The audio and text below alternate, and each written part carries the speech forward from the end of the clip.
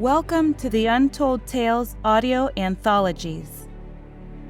Written by Don Muchow and Edna Del Toro, and narrated by Melissa Del Toro Schaffner.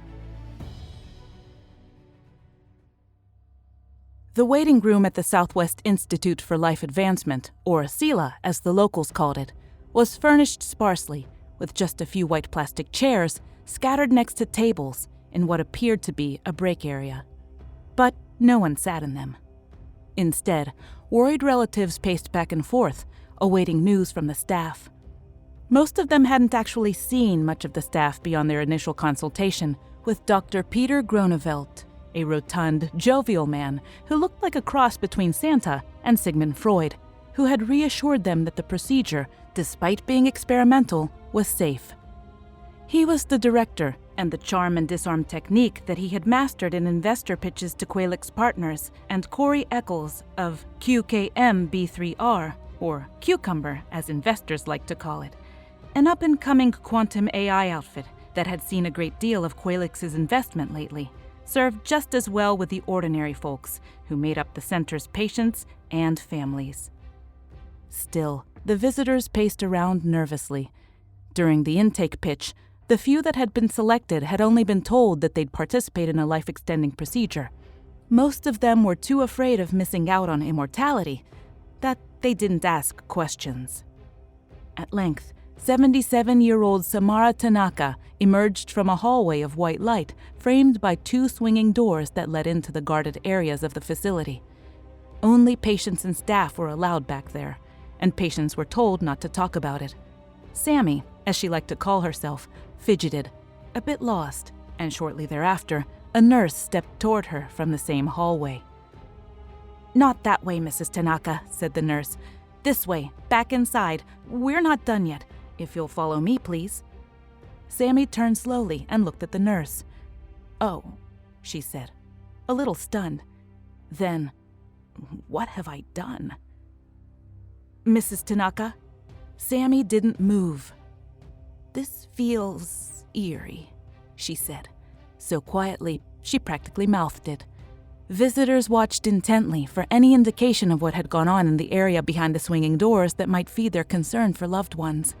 But Sammy didn't know, or didn't remember, so she had no clues to give. "What does?"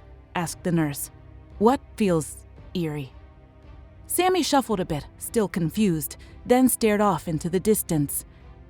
"I don't feel," she began. Then her already subdued voice trailed off into nothingness. "My daughter couldn't be here today. She had somewhere else to go. She'll come later." The nurse pressed her lips into a strained smile. "I'll let you know when she arrives, Mrs. Tanaka. Now, if you'll follow me." Samsara had grown up in Hokkaido, Japan, daughter of Japanese and Ecuadorian diplomats, in fortunate circumstances. Her parents had been well-connected, well-educated, and had disposable income. So, once Sammy was of age, they sent her to the United States to study political science at Northwestern University. Her classmates, like her, had been sons and daughters of diplomats and wealthy technocrats, and it was there that she made her first connection to Gronevelt, SELA, and their research project. Politics had changed in the last 25 years. Detection of Cherenkov radiation 12 light-years away in the vicinity of Teegarden Star had set off a new wave of scientific advancements as Earth got ready for a possible encounter with a warp-capable civilization, and diplomatic skills were again in high demand. But the warp ships hadn't come. Sammy had waited over 2 decades, spending her days as productively as she could, anxious to complete the career she had started. Her paternal great-grandparents had been Hiroshima survivors, and her husband's grandparents had suffered under the Bombita Rodriguez regime. She believed it was her mission to spread peace in the world, to follow in her ancestors' footsteps along a spiritual path. She had applied to SELA's longevity program to increase the chances that she'd survive until she met Earth's neighbors and eventually completed that mission. And to think, as a child, she thought 70 was old. When asked on her application why she thought she should be part of SELA's experimental longevity program, she had called on her dreams of what she'd do, not on a litany of what she'd done or hadn't done. Sila wanted dreamers, and it had been Samsara's dream that got her through their doors. But that had been 2 years ago, and for the last 700-odd days, Samsara had been subjected to a battery of tests that seemed to involve little more than killing time, and she found herself growing impatient. "Mrs. Tanaka!" Sammy looked up, smiling wanly. "Oh," she said again quietly, "I'm quite sorry." She shuffled back toward the double-swinging doors, following the nurse. But she wasn't sorry. Her heart raced as she looked around in the eerie silence. She had been using the time to scan the room. In the visitors' gazes, she saw nothing but worried inquisitiveness. Why worry? She thought. Did that ever change the outcome? She had hoped to see in their eyes some indication that any of them knew what had gone on behind the double doors. But as far as she could tell, they either didn't know, or the procedure, whatever it was, hadn't happened. And yet, she couldn't escape the feeling that something happened back there. Today was the day. It had to be. Maybe she had missed something. Courage, she told herself. Myoho Renge Kyo. Stay the course. Sammy allowed the nurse to take her back through the swinging doors. Once inside, the nurse handed her a tablet computer and told her to keep it at her side for the last set of tests. For the most part, it was a simple stereotactic vision tracking assessment. Look at the little house in the aperture. Follow the moon as it streaks across the sky. Please keep your head still. The only difference between this test and the one at the ophthalmologist's was the strange helmet they asked her to wear. "Do we really have to do this again?" Sammy asked. "I'm so tired of the testing." "One last time," said the nurse. "It's a final calibration. Then you're done." "Oh, all right," said Samsara. She was relieved that it was all coming to an end, but at the same time sad to be entering this phase of things. It meant that her life would no longer be guided by her mission, but by Muchow, the transience of all things. After the eye test, the nurse told Samsara to sign her name on the tablet. There was a lot of legalistic language before the signature part, absolving Sila, its employees, or its delegates of any legal liability for physical or psychological damages suffered by the patients following the procedure. There had been one case of another patient, a man, if she remembered correctly, who had been their second patient. He had tried to commit suicide shortly after his release. Sammy ignored most of the legal blather, signed, and handed the tablet back to the nurse. "That's it?" she asked. "Yes," said the nurse. "Your procedure was successful. You're free to go." Sammy walked back out to the waiting room, and this time the nurse didn't follow. Finally, she felt free. But the eerie feeling returned, and this time it was stronger. In the back of her mind, dark thoughts floated. How did I say goodbye to my life? How did I get myself into this? The thoughts did not feel like hers, and yet, strangely, she knew they were. She tried to dismiss them as simply the after-echo of having experienced colossal change, but the Latina in her couldn't stomach the placid acceptance of it all, and revolted at the fact that she was now 77 years old and still here, and not a bit younger. So much for life extension. The thoughts came again. What if I'm really not me? What if I'm dead and I just don't know it? How would I tell? Why can't I feel my feet? Why can't I hear my voice? Samsara shook her head. She thought about calling her daughter. Moments later, somewhere inside her head, Samsara heard her daughter's voice. "Oko-san?" "Hatsuko!" Sammy exclaimed. "I'm so happy to hear your voice." "Mama, are you all right? It's 3 a.m. Did something go wrong?"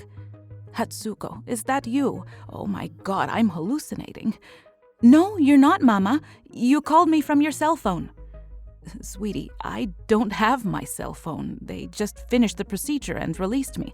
I'm still walking around in that goddamned gown they make us all wear." "Oh, Mama, I'm so excited. Is it over? How do you feel?" Same answer to both questions. I don't know. I'm still figuring it out. They haven't told me a damn thing. Oko-san, you're swearing like a sailor. Are you sure you're all right?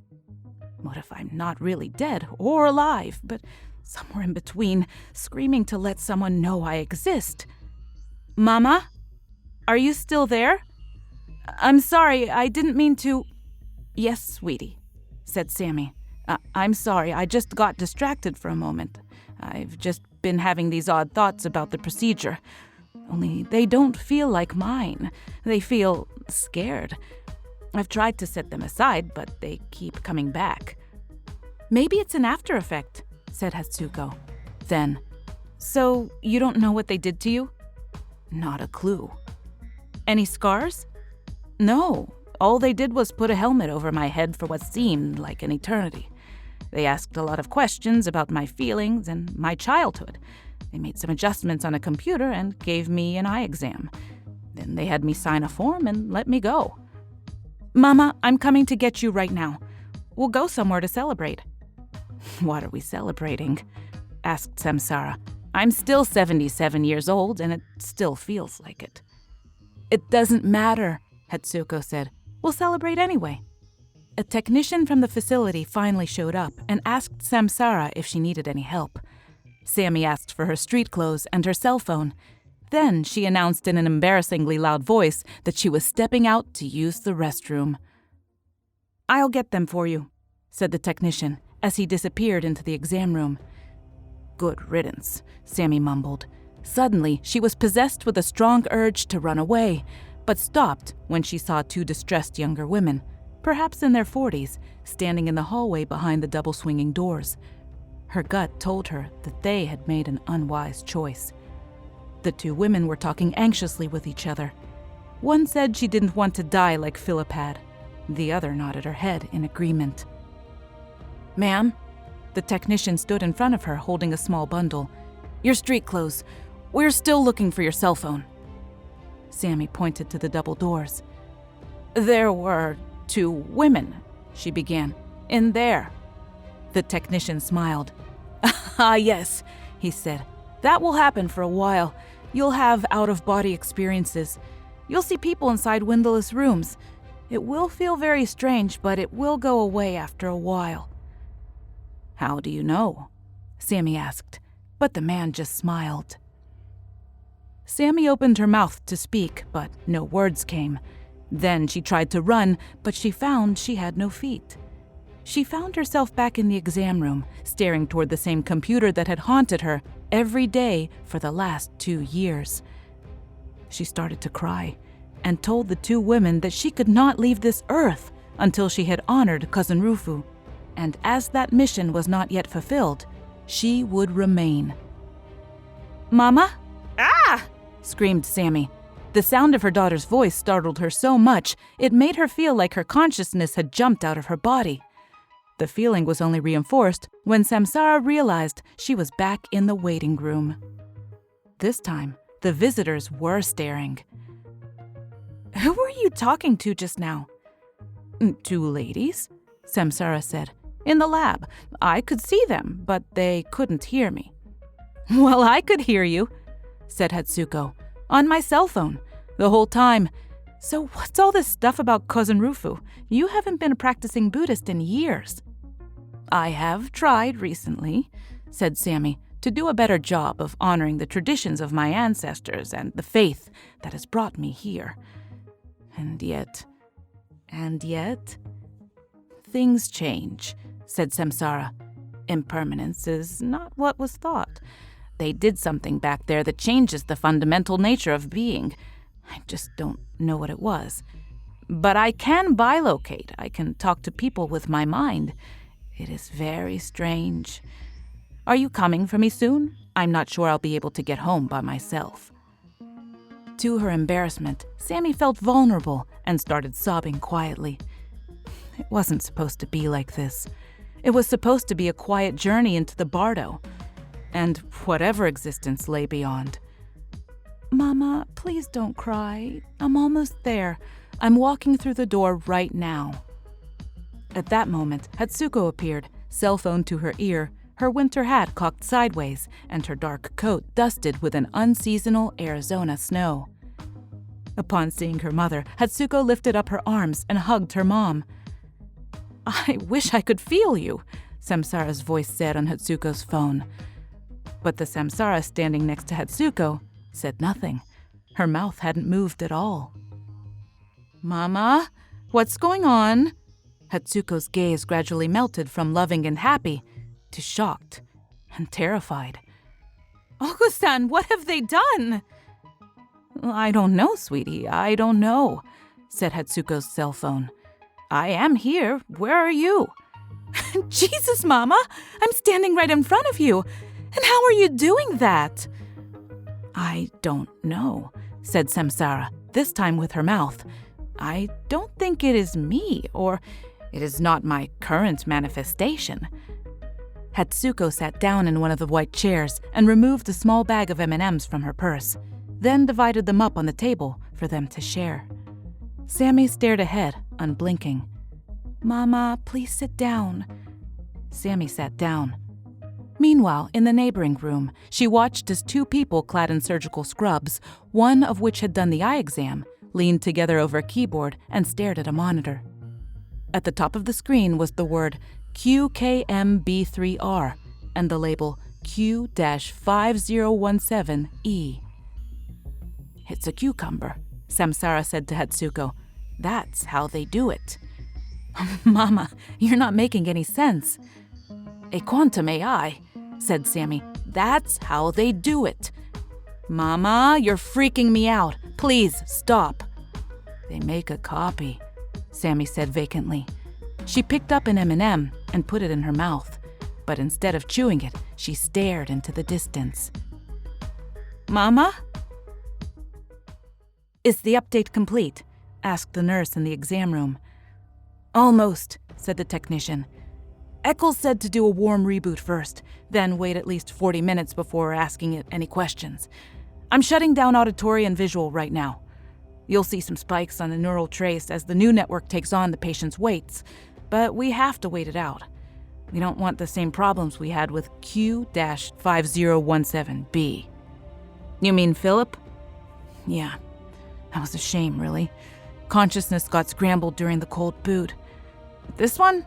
I think it was a success. Can't wait to tell Corey. He'll be proud. Who would have expected it? I mean, she was so old, but she's a survivor. And this will be the third one that worked in a month. Corey says we'll be able to start loading them on ARC ships and exploring the galaxy soon." "You really think they'll start doing that? I mean, in our lifetimes?" "I hope so," the technician replied wistfully. "Okay, it's updated. Ready for the reboot?" "Whenever you are." The technician pressed a button on the keyboard, and Samsara saw the word rebooting. A moment later, there was a loud noise. In the distance, the sound of something crashing in the wind startled her into alertness. But there was no storm. There was no wind. Only darkness. She felt her humanity fading, replaced now with something else. And suddenly, she knew why no one remembered the procedure. She missed her 77-year-old body already. It was so dark here, so cold, so lonely, so... Samsara Tanaka awoke to the sound of an insistent beeping. At first, she thought she was in bed and that the sound had been an alarm clock, but she quickly realized that wasn't true. As her visual field cleared, she recognized the faces of Deanna Huang and Jürgen Kraus, the two Voyager crew members she'd been assigned to train for arrival. If the alarms were going off, that meant the 150-year journey was coming to an end, and with it, her mission. Their mission. Not the one she shared with these two kids, who barely remembered their grandparents, but the mission she shared with a long-gone part of herself, who had awaited this moment patiently. "Tanaka," said Kraus, summoning his best formal English. "Are you ready? It's time to pay the neighbors a visit. I thought you'd like to be the first to ring the doorbell." "What's a doorbell?" asked Huang. "Domata," said Kraus. "Samsara?" "All Q-5017E systems report nominal," said Sammy. I'm ready to transmit." Huang pulled up the century-old file, read from it, and gave the authorization. Sammy tried to relish the moment, but somehow it wasn't the same without the frail flesh-and-blood 77-year-old woman she had once been. After allowing a few moments in honor of her prior manifestation, however, she found a voice for the both of them. "Hello. Halao. Ohio. Salam. Namaste," Samsara said. "And Wakama Nibar. Peace luck. To our Udanese friends and all among you, at long last, and on behalf of the 16 billion souls who could not be with us today, greetings from humanity. We come in peace."